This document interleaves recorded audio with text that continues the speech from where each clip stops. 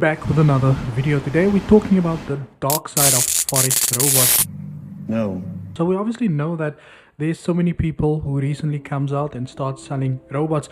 Now this is a good video for you to watch to understand kind of how you need to look at EAs, how they operate, so that you can make a better decision when deciding to buy an EA. Before we continue, I want to thank our lovely sponsor, that is HFM. This is your moment. Win a 2025 Mercedes C-Class. Explore the markets with a top-tier trading setup. 10 chances to grab the latest iPhone. Trade and earn points for the lucky draws. This is Africa's time to shine. Join the action now and trade your way to glory. And don't forget, I do give away two $5,000 funded accounts every week. All you have to do is make sure you like the video, subscribe to the channel, and you leave a comment related to the video in the comment section below. HFM also gives away a $500 funded account as well as a $1,000 funded account. Also, all you have to do for the $500 is make sure you sign up using the link in the description box below. And to win, to stand a chance to win the $500, all you have to do is make sure you do sign up using the link below and you do deposit and trade the account actively as well. Winners for that is selected every Thursday. So without any further ado, let's jump straight into it. Now, EAs has been around for many years. We obviously know that, and we all know where it started in South Africa with John Gatti, I believe. Bought a lot of cars, bought a lot of homes and houses, and from there, you know, everybody that came into the industry went on to doing signals like Lesiba, you know, and everyone else, all those guys that came along with it. But also with the most recent announcement from the FSCA, we have seen a massive increase in EAs because there's still a very gray line when it comes to EAs, whether or not you do require a license for it or not. But which is something that we've been doing research on, and I've emailed the FSCA to kind of find out whether or not you need a license, and we're obviously still waiting for feedback on that also. Now, the first red flag when it comes to EAs. Now, all of the information that I am about to share with you guys today is based on my own opinion. It's based on my own observation, based on videos that I've done covering people who got scammed through EAs. And this is just the check boxes that you need to go through, or things that you have to understand before you actually go and purchase an EA. The first thing is the promise of high returns. Now, we've obviously seen a lot of people selling EAs in the industry, right? The first thing that you need to understand is that those people who promise you 100% success rate or even and the reason why it's so difficult to determine the success rate of an EA, it's due to the next couple of things that we're going to discuss. The first thing is market adaptation. Now, when we talk about market adaptation, we have to understand that market conditions, it changes every day. It changes by anything, right?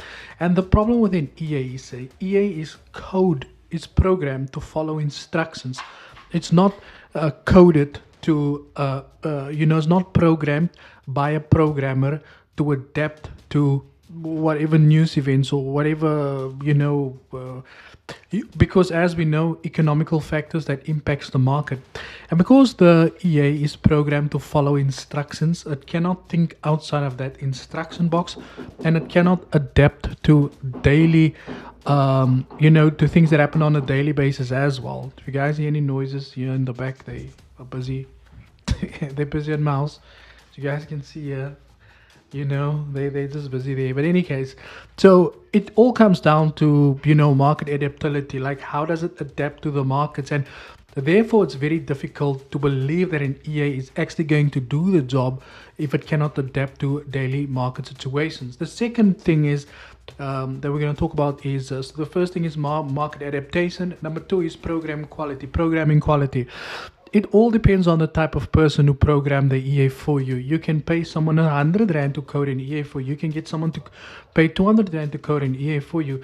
That all has to do with the effectiveness of the robot, and that depends on the quality of the person who programmed it for you. And poorly designed EAs is normally what leads to being scammed. Like, for instance, we obviously know there's a lot of guys in the market today that are selling these EAs that are all basically scamming people because of the results that we see and the complaints that we have received. But you can obviously reference that all the way back to the fact that it was probably programmed very poorly by it could be, by any person. No, they could have just copied and pasted the SQL code themselves to in order to.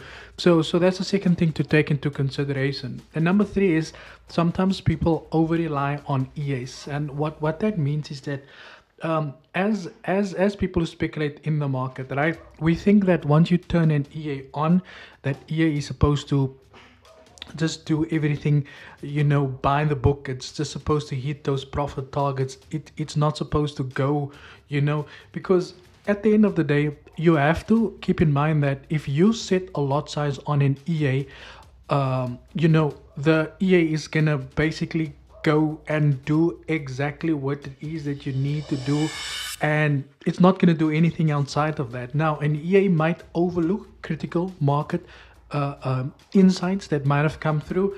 Trump could have maybe potentially decided that he was going to start swearing at people, and you know how these things affect the market, or blow up there, blow up here, and EA is it cannot do that. So although it is an automated system, as a retail trader in the market, you still have to make sure that you don't rely that much on an EA, but you also look at the EA to make sure that it is acting, or that it is doing exactly what it is supposed to do, right? The last thing, or what was that? 1, 2, 3, 4. Number 4 is technical issues.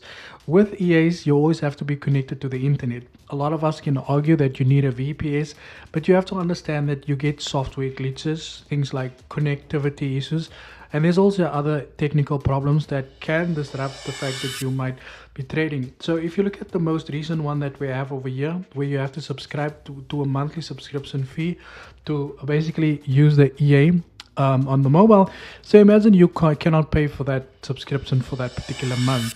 Think about it. You don't have, maybe there's something going wrong into the EA, and that's normally the problem with the EAs, because it's all automated and you really do not have the control on that as well. Now, the number 5 is what's called as over optimization. Remember, an EA follows a set of instructions that is given by a programmer. The programmer sits there and says that when the Bollinger Band hits this level, I want you to buy. And when the TP, the stop loss is 10 pips. So if we go 10 pips into, so it's all of these things that it just is literally following instructions by the T. So sometimes people put in too much strategies in there, and they think they can rely that much on historical data to think that they're going to get a positive outcome for the EA in the future. And sometimes backtesting results doesn't always mean that you're going to get that future results also. And a lot of people will tell you that, oh, you have to rely on backtesting information and this or that. Guys, also just to keep in mind, I'm no expert in EAs. I'm just speaking to you guys on things that you need to look out for. There is some good EAs out there that could work. I've just never found one. But this is all based on the experience that I received through people's complaints on that as well. The next thing that we are going to talk about is the lack of intuition. Okay, is the lack of intuition. Right now, as we know, robots, that's one thing robots does not have is intuition, and they cannot judge something before it happens. Like us, we might, be looking at closing a trade before the news. We might be, putting our stop losses, very tight before a news event comes out. We might move stop loss to break even before there's a news event. The robots cannot think like that. They are not programmed to think and say that, when this happens, we need you to do this. When that happens, we need you to do this. And then that's also another thing and that comes back to the relying on the EA to do all the work in that matter as well. Now, the last thing we want to talk about is scams, and that's something we all obviously know, right? We all know that there's many unreliable scammers in the market, and that you need to be very careful when you do choose an EA. I always say that there's a lot of Telegram groups that are offering these premium, robots that you can guys get, even for free. And the thing is like this, taking these things into consideration, you have to understand that an EA is not something that is going to make you a multi-millionaire overnight, because the possibility of it blowing your card, your account, is probably higher. Because if you do think about it, if it really worked, the banks didn't need to have people who is actively, working these investment schemes for them. They might as well just put all your money in that EA and let the EA run for themselves. Thank you for your time, and as always, cheers for ears.